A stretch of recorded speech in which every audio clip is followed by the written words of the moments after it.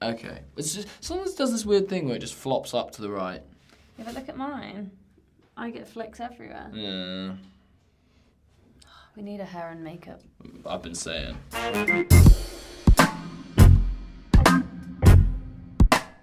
Welcome to Early Years Weekly number 17, and we're kicking off this week with a report by the Low Pay Commission. Ruby. Yeah, so these are the people that advise the government on minimum wage in the UK, and they've actually just released their 2019 report. So lots in there, specifically about childcare. Yeah, I think the most positive news is that there's a lot in there in writing about the funding shortfall. They say as the funding shortfall continues to put pressure on providers, that's a direct quote, that this is going to be an issue for them on adjusting to the national minimum wage and national living wage rises, particularly because they're so reliant, and you're so reliant on government funding. It makes it difficult to just adjust prices in order to kind of keep up with the increased wages in the economy. Yeah, and I think it also mentioned that childcare was in and amongst the 4 lowest paying occupations. So that's alongside hair and beauty, cleaning and maintenance, and hospitality. There was also a good quote in there. Among those we describe as price takers, adult social care and childcare employers have been most vocal about their lack of ability to raise prices. This is because many are heavily reliant on government funding, which in many areas has not risen in line with the employer's statutory costs.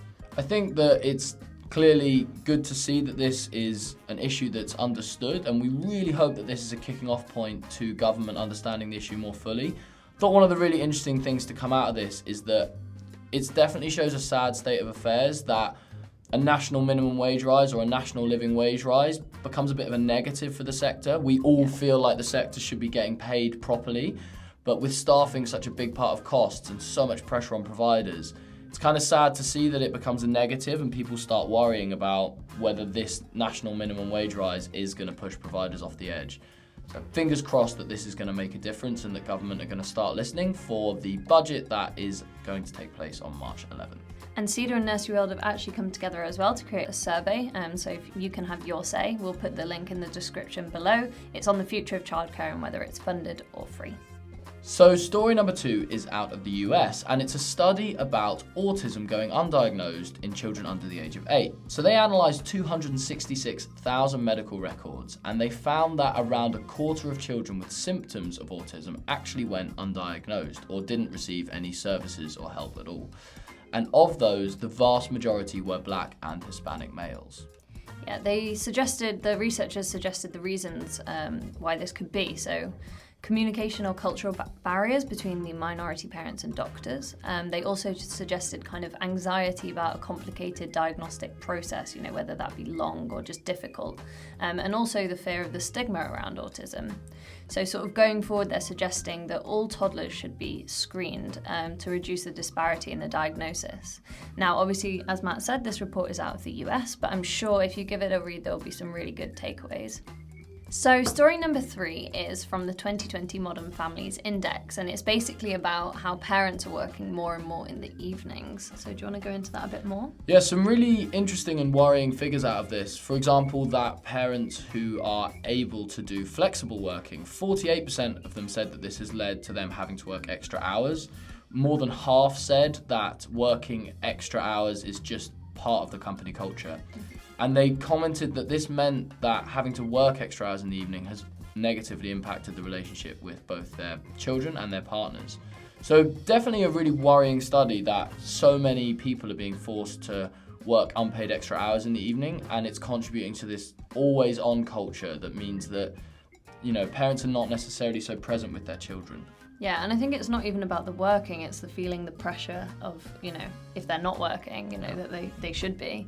I think it's super interesting to compare like for like. So for those of you that don't know, Family is based in Copenhagen, Denmark, and we kind of see a different side of that over here where, it's much more accepted that parents, will take a little bit of time off work to spend quality time with their children, and it's clear where the priority lies.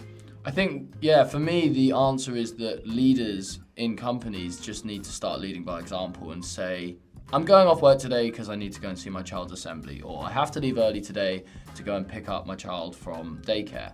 I think if we can start to see these changes and these more like cultural attitudes shifts, that's how it will become more acceptable for parents to properly switch off and spend time with their children, which is what really matters. So next up, a new report by the think tank United for All Ages called on Britain to kind of unite as a country of all ages, because it's been called one of the most age-segregated countries in the whole world. Now, this report has sort of compiled some recommendations from 25 organisations. So some of these include creating a government department for connection, establishing intergenerational curriculum, which starts young for the children, and also opening up care homes as centres for community activities to sort of really bring all ages together. And of course, one of the best ways that we can tackle this problem is through intergenerational care. Something that's been in the news a lot recently, especially when we had Old People's Home for 4-year-olds on telly.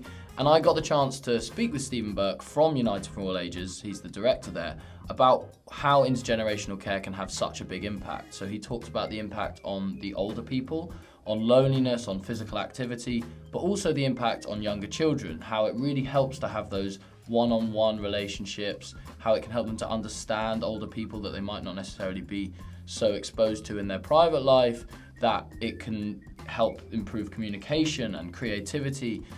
Really interesting topic, and that article is going to be coming up tomorrow, so make sure you watch out for that one when we go live. So that's all the news for this week. Family will actually be in the UK quite a lot in the coming weeks and months, which is very exciting. It starts with me and Matt going to the big EY debate next week, and then we're also going to be at the Nursery World Show and the Childcare Expo. So if you are coming to any of those, please drop by and say hi. Our lovely sales team will be showing off family and how it really helps so many people in their setting. But of course, also just come and say hello, and we'll be really, really happy to meet you. And as always, don't forget to leave a comment down below if you're interested in any of these stories and you want to share your opinions, and hit that subscribe button so that you get this content first every single week. We'll see you next time. See you.